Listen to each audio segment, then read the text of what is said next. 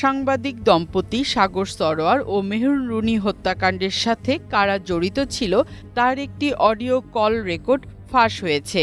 রেকর্ডটি ফাঁস হওয়ার সাথে সাথেই ভাইরাল হয়ে যায় সামাজিক মাধ্যমে।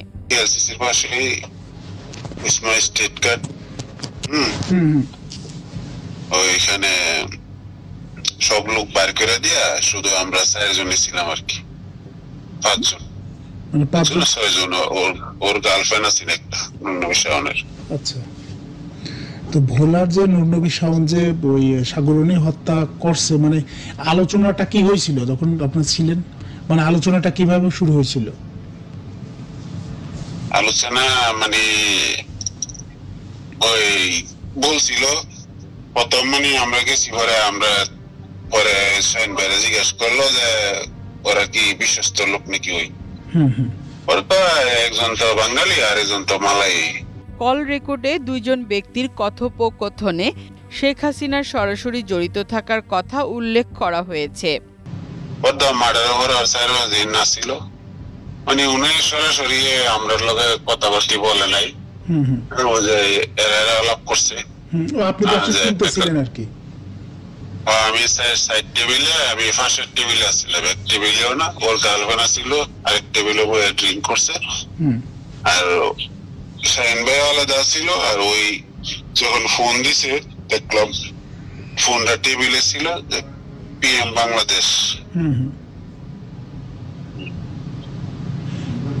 পরে ওইটা গেছে আর কি। মানে ঠিক কি কারণে হত্যা করছিল এরকম কোন কথা বলছিল?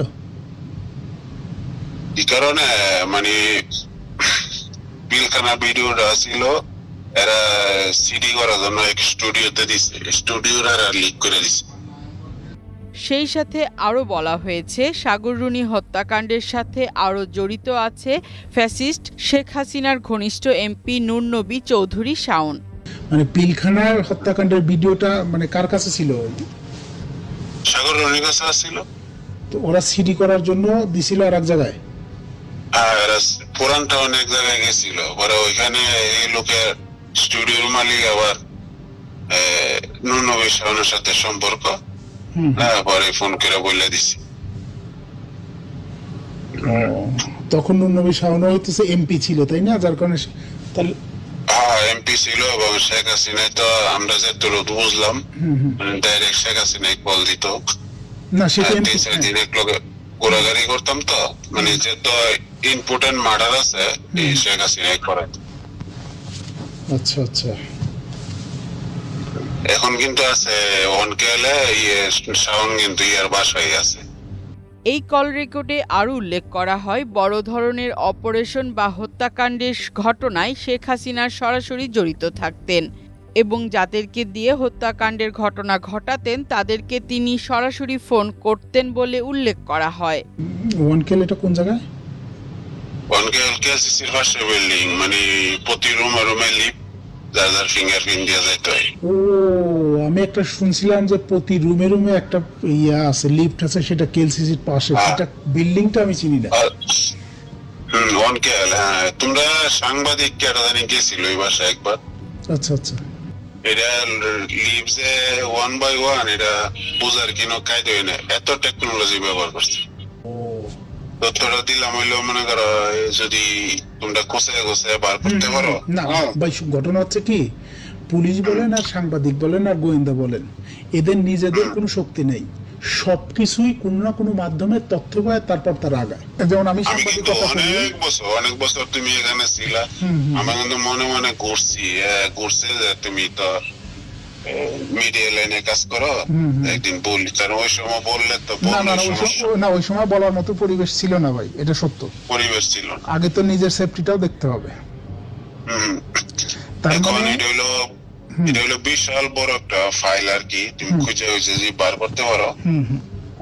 তো মনে করো শেখ হাসিনা নিজ আসবো, কেন তাদেরকে হত্যা করা হয়েছে কল রেকর্ডে চাঞ্চল্যকর সেই তথ্য বেরিয়ে এসেছে।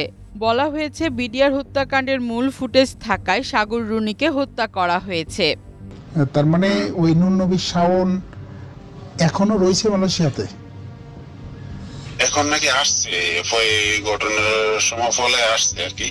আচ্ছা আমি জানি না। আমি এইটা তোমরা সাংবাদিক কার জানি পরিচিত আছে ইয়ার সাথে, শাহিন ভাইয়ের সাথে? শাহিনের সাথে হয়তো। শাহিন ভাই তার পুরো নাম কি? শাহিন আহমেদ, মিনারা মেক্সিসের 36 তলা অফিস। এখনো অফিস আছে? হ্যাঁ, এখনো অফিস আছে। তার মানে হচ্ছে গিয়া পিলখানার ভিডিওটা ছিল তাদের কাছে, সিডি করতে দিছিল, সেখান থেকে লিক আউট হয়েছে। আর নূর নবী শাওন যেহেতু হচ্ছে ইসের এমপি, সেক্ষেত্রে তো পিএম এর সাথে তার নাম্বার তার কাছে থাকবেই, তার সাথে যোগাযোগ হবে। আর এখানে বসে থেকে 3টা মার্ডার করেছে।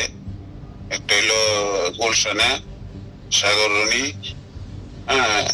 এরপর হইলো চট্টগ্রামে একটা মার্ডার করেছে এই আওয়ামী লীগের লোক। আচ্ছা আচ্ছা। আর কিভাবে যে টাকা আইতো মনে করো, আমরা এইসব লোক চিনি না। বলছে সিঙ্গাপুরতে 2জনে টাকা দিয়ে গেছে, একজনে $500,000 আর একজনে 3 লাখ। সব এইসব লোক চিনি না। বড় বড় গাড়ি লইছে, কয়ে যাবে সিঙ্গাপুরতে, উপরে অর্ডার সিঙ্গাপুরতে টাকা দিয়ে গেছে। মানে অনেক টাকা ব্যয় করছে তো, বুঝছো? পুলিশের কর্মকর্তারা হেল্প করছে, তারপরে শাওনের বাহিনী আছেন, এরা হেল্প করছে। মানে এরিয়া করছে তো তোমার জিনিসটা ওর ফ্লাডে টোন দিয়ে আগে ভেরিফাই করছে। ভেরিফাই করে এরপরে লোক করছে। নূর নবী শাওনের যে কমান্ডার ছিল, এরা পিস্তল সিস্টেম রশি জানালা লাগাইয়া বাইয়া উঠছে, ওইটা জানালা দিয়া ঢুকছে। এজন্য তো শেখ হাসিনা পরের দিন কইছে যে কেউ বেডরুমের সিকিউরিটি আমি দিতে পারবো না। এই কল রেকর্ডটি একটি বেসরকারি টিভি চ্যানেলের কাছে আসে, যদিও তারা এটির কোনো ফরেনসিক করেননি বলে জানিয়েছেন ওই গণমাধ্যমটি।